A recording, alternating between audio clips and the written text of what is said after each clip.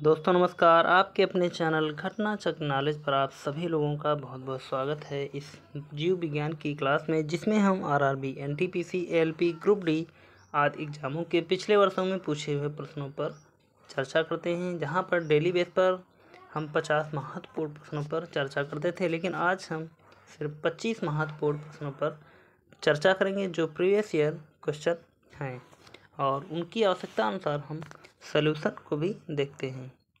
तो शुरुआत करेंगे पहले क्वेश्चन से। पहला क्वेश्चन दिया गया, शरीर के जोड़ों में गठिया रोग यानी कि अर्थराइटिस निम्नलिखित में से किसके जमाव से होता है? 4 ऑप्शन दिए गए हैं। ए यूरिया, बी यूरिक अम्ल, सी एल्ब्यूमिन, डी कोलेस्ट्रॉल। चारों ऑप्शनों में से इसका राइट आंसर यहाँ पर देखा जाए तो हमारा हो जाएगा, बताते हैं आपको, थोड़ा सा पेन का कलर हम मोटा कर लेते हैं, उसके बाद में हम उत्तर सही इसका बताएंगे। तो इसका राइट आंसर होगा हमारा बी यूरिक अम्ल। अगला क्वेश्चन देखेंगे या इसकी हम व्याख्या देखेंगे, उसके बाद में हम अगले क्वेश्चन की तरफ बढ़ेंगे।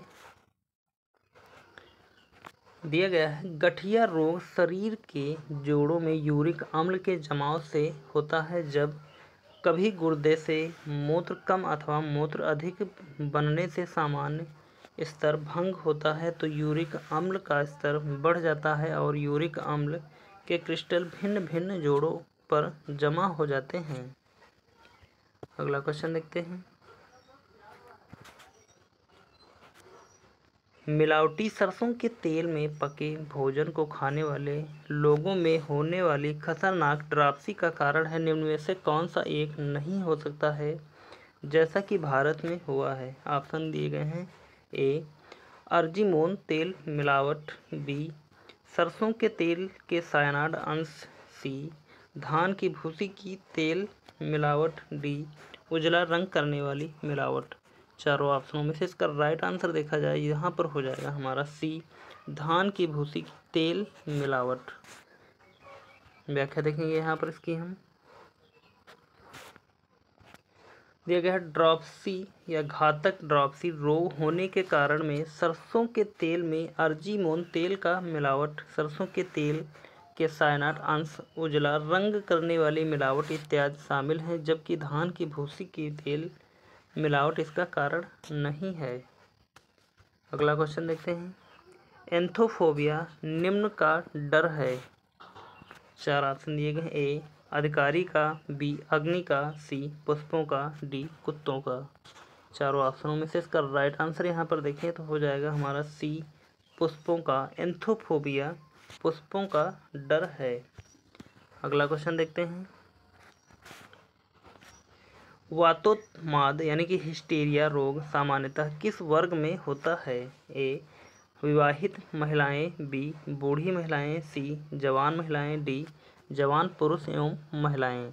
चारों ऑप्शनों में से इसका राइट आंसर देखें यहाँ पर तो हो जाएगा सी जवान महिलाएं। तो वातोन्माद यानी कि हिस्टीरिया रोग से संबंधित व्याख्या देखेंगे हम। दिया गया है, वातोन्माद अर्थात हिस्टीरिया नामक रोग सामान्यतः उन महिलाओं को अधिक होता है जो कि जवान तथा अविवाहित होती हैं, क्योंकि यह तंत्रिका तंत्र संबंधी रोग है जिसमें महिलाओं में घबराहट, बेचैनी एवं बेहोशी के लक्षण दिखते हैं। बाद में शादी हो जाने पर यह रोग स्वतः ही ठीक हो जाता है। अगला क्वेश्चन देखते हैं। सिलिकोसिस एक है, क्या है? ए गुर्दा संबंधित बीमारी, बी यकृत संबंधित बीमारी, सी फेफड़े संबंधित बीमारी, डी अव्यवस्थित तंत्रिका। 4 ऑप्शन दिए गए हैं। चारों ऑप्शनों में से इसका राइट आंसर हो जाएगा सी फेफड़े संबंधित बीमारी है सिलिकोसिस। अगला क्वेश्चन देखते हैं। सही जोड़े बनाइए तथा नीचे दिए गए कूट से सही उत्तर चुनिए। तो यहाँ पर कूट के माध्यम से इसका सही उत्तर बताना है। तो यहाँ पर रक्ताल्पता यानी कि एनीमिया किसकी कमी के कारण होगा? तो ए वाला हम मिलाएंगे बी वाले से, यानी कि ए का रक्ताल्पता यानी कि एनीमिया लौह तत्व की कमी यानी कि आयरन की कमी के कारण होगा। गला घोंटू या ग्वाटर जिसे कहते हैं, तो यह किसकी कमी से होगा? जिसे हम घेंघा के नाम से भी जानते हैं, तो ये हो जाएगा हमारा बी का 3। सी देखें अगर रतौंधी यानी कि नाइट ब्लाइंडनेस, तो विटामिन ए की कमी से हो जाएगा, और विटामिन बी की कमी से क्या होता है, बेरी बेरी। तो इस समय डी वाला 1 से मैच करेगा। तो यहाँ पर इसका हम कोड के माध्यम से इसका सही उत्तर देखें तो ए का 2, बी का 3, यानी कि ए का 2, बी का 3, सी का 4, तो बी वाला राइट आंसर निकल आएगा, डी का 1। बढ़ेंगे अगले क्वेश्चन की तरफ। अगला क्वेश्चन है, किस तत्व की कमी से घेंघा रोग होता है? A nitrogen, B calcium, C iodine, D phosphorus. चारों ऑप्शनों में से इसका राइट आंसर हो जाएगा सी, आयोडीन की कमी से घेंघा नामक रोग होता है। व्याख्या देखेंगे इसकी। आयोडीन की कमी से होने से शरीर के गले में घेंघा नामक रोग हो जाता है। इससे गर्दन फूलकर मोटी कॉलर जैसी दिखाई देने लगती है। आयोडीन के स्रोत दूध, समुद्री भोजन तथा आयोडीन युक्त नमक हैं। यह थायरॉक्सिन हार्मोन का महत्वपूर्ण घटक है। अगला क्वेश्चन देखते हैं। आयोडीन उन बीमार व्यक्तियों को दी जाती है जो पीड़ित होते हैं। किससे पीड़ित होते हैं? ए गठिया से यानी कि रह्यूमेटिज्म से, बी रतौंधी से, सी रिकेटिस से, डी घेंघा से। 4 ऑप्शन दिए गए, चारों में से इसका राइट आंसर देखें। आयोडीन उन बीमार व्यक्तियों को दी जाती है जो पीड़ित हैं घेंघा रोग से। अगला क्वेश्चन, उन देशों में जहाँ के लोगों का मुख्य खाद्यान्न पॉलिश किया हुआ चावल है, लोग पीड़ित हैं। ए चर्मग्राह यानी कि पेलाग्रा से, बी बेरीबेरी से, सी स्कर्वी से, डी ऑस्टोमलेशिया से।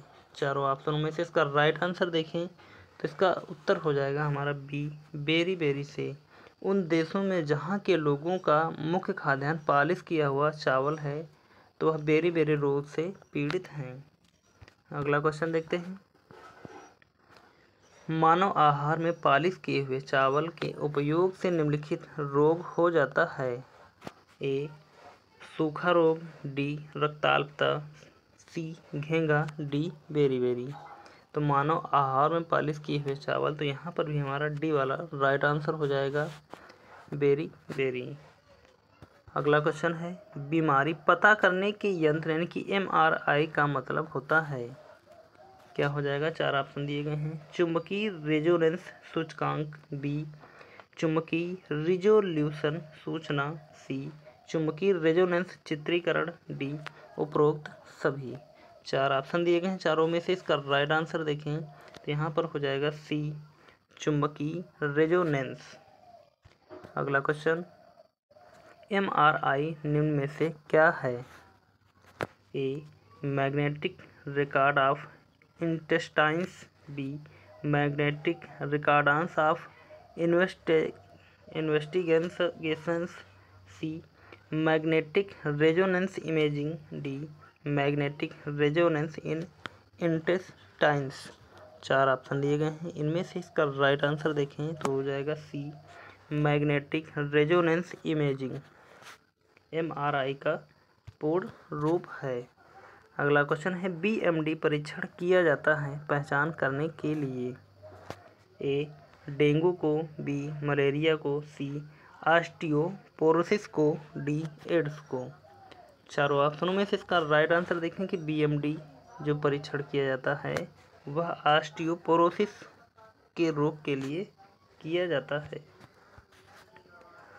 अगला क्वेश्चन दिया गया है, BMD परीक्षण किया जाता है, तो यहाँ पर 4 ऑप्शन दिए गए हैं। ए गठिया हेतु, बी अस्थिर अंध्रता हेतु, सी अस्थि मलेशिया हेतु, डी इनमें से कोई नहीं। चारों में से इसका राइट आंसर होगा बी अस्थिर अंध्रता हेतु। अगला क्वेश्चन, BMD परीक्षण का पूर्ण रूप क्या है? A bone marrow density, B bone mineral density, C bone marrow deficiency, D bone marrow differentiation.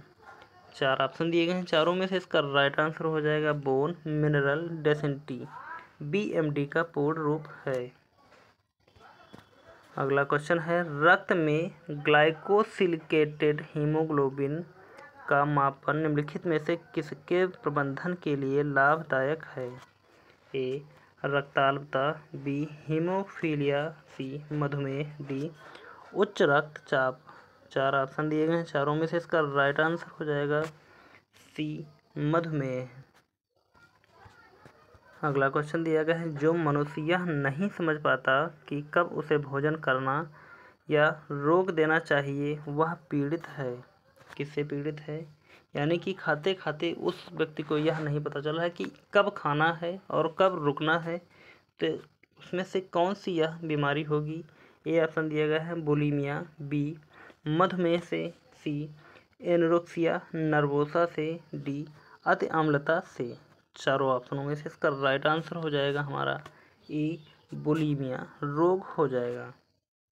व्याख्या देखेंगे यहाँ पर इसकी हम। बुलिमिया नर्वोसा एक प्रकार का भोजन संबंधी विकार है। बुलिमिया से ग्रस्त व्यक्ति बहुत कम समय में अधिक मात्रा में भोजन का सेवन कर लेता है और फिर वजन वृद्धि से बचने के लिए मल त्याग आदि माध्यमों से ग्रहण किए गए भोजन का त्याग करने के लिए प्रयासरत रहता है। बुलिमिया से ग्रस्त व्यक्ति ऐसा महसूस करता है कि उसका इस बात पर कोई नियंत्रण नहीं है कि उसने कितना भोजन करना है। अगला क्वेश्चन देखते हैं, इटाई रोग किसके दीर्घकालीन विषाक्तता से होता है? ए पारद, बी निकेल, सी कैडमियम, डी सीसा। चारों ऑप्शनों में से इसका राइट आंसर हो जाएगा सी कैडमियम। कैडमियम नामक रोग जो है इटाई रोग होगा कैडमियम की कमी के कारण या कैडमियम की अधिकता के कारण। अगला क्वेश्चन है, शरीर में किस स्थिति में कैंसर कहते हैं?